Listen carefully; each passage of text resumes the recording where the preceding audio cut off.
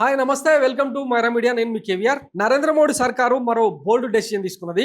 వాస్తవానికి అది బోల్డ్ డెసిజన్ కాదు కానీ యూటర్న్ డెసిజన్ అని అనుకోవచ్చు. ఎందుకంటే పార్లమెంట్ ఎన్నికలు జరుగుతున్న సందర్భంలో దేశవ్యాప్తంగా రాహుల్ గాంధీ ఒక నినాదానికి తెరదీసిండు. అదేంటంటే క్యాస్ట్ సెన్సస్.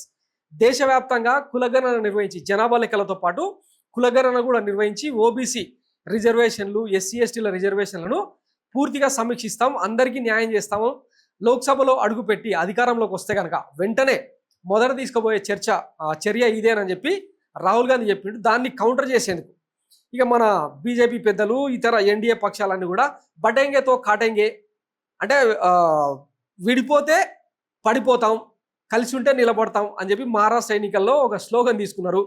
తర్వాత ఇదే రాహుల్ గాంధీ సుదీర్ఘకాలం ఈ క్యాస్ట్ సెన్సస్ మీద స్టిక్ ఆన్ అయ్యి ఒక ఫైటర్ మాదిరి దేశం మొత్తాన్ని చైతన్యం చేస్తే ఇది అర్బన్ నక్సల్స్ డిమాండ్ చేసే చర్య, దీనికి మేము ఒప్పుకోమని చెప్పి స్వయంగా ప్రధానమంత్రి నరేంద్ర మోడీ అప్పట్లో ఇక చాలా మాటలు మాట్లాడిండు. దీనికి మేము వ్యతిరేకం అని చెప్పి మాట్లాడిండు.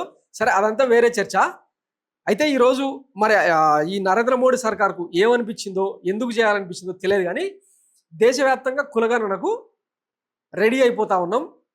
తదుపరి జనాభా లెక్కలతో పాటు నిర్వహణ కేంద్ర క్యాబినెట్లో కీలక నిర్ణయం. కొన్ని రాష్ట్రాలు రాజకీయ కారణాలతో కులాల లెక్కలు తీశాయి, అవి అసమగ్రం.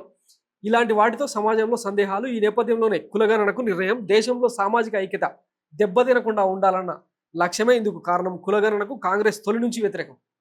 ఎంత బేవర్స్తనం చూడండి. మొదటి నుంచి కొట్లాడుకుంటూ వచ్చింది. భారత్ జోడో యాత్రతో పాటు ఇక న్యాయ యాత్ర ఇట్లా చేసుకుంటూ పోయింది కదా.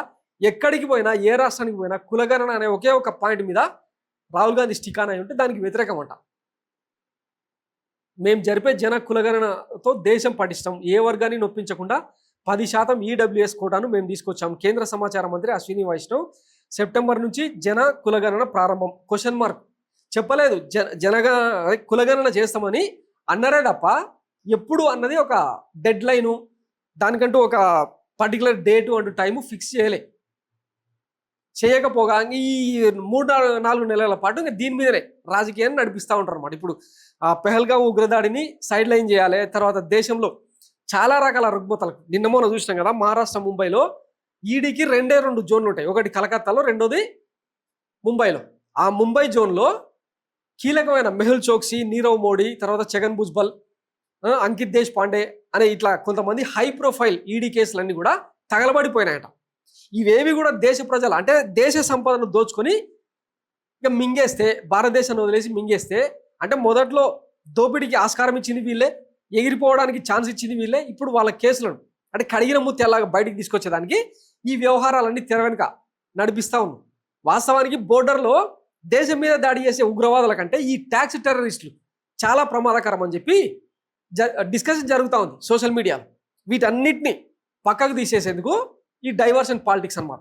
పోనీ దీన్నైనా చిత్తశుద్ధిగా నిర్వహిస్తారా అంటే ఏమో చూద్దాం. ఎందుకంటే భారతదేశం అప్పుడెప్పుడో 1931వ సంవత్సరంలో క్యాస్ట్ సెన్సస్ తొలిసారిగా నిర్వహించింది. అప్పట్లో బ్రిటిష్ పాలకులు ఉన్నప్పుడు నిర్వహించిపోయారు. ఇంకా అదే లెక్క ఇప్పటిదాకా లేదు. 2011లో మన్మోహన్ సింగ్ సర్కార్ కూడా ఈ క్యాస్ట్ సెన్సస్ అంటే జనాభా గణన చేసింది, కానీ అందులో క్యాస్ట్ సెన్సస్ కూడా చేసినా కూడా వాటిని రివీల్ చేయలేదు. మరి మోడీ సర్కారు 56 ఇంచుల ఛాతీ ఎట్లాంటిదో, దాంతో తాలూకు సిమ్టమ్స్ ఏందో, రేపు దేశం ఎట్లాంటి రాజకీయాలు చూడబోతుందో వేచి చూద్దాం. Thanks for watching Myra media. నేను మీ కేవీఆర్. Thank you.